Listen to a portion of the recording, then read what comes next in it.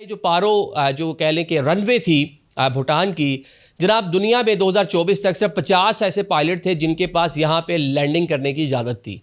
मतलब अब यहाँ से अंदाज़ा लगा लें कि कितनी मुश्किल इसकी जो टेरेन थी, कितना मुश्किल इसके दाएं बाएं जो पहाड़ थे, कितना दुश्वार गुजार, मतलब रास्ता तो नीचे होगा लेकिन फ़ज़ाई भी बड़ा इसी तरह इसका कह लें कि मामला था।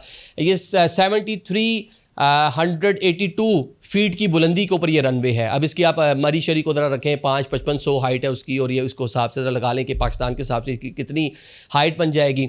वेदर कंडीशन बहुत मुश्किल है। मौसम जो है वहाँ का मतलब अनप्रिडिक्टेबल है, किसी भी टाइम बदल जाता है, तेज़ हवाएं चलती हैं। तो सिर्फ 50 2024 तक ऐसे लोग थे जिनके पास सर्टिफिकेट था इस रनवे के ऊपर लैंडिंग और टेक ऑफ करने का।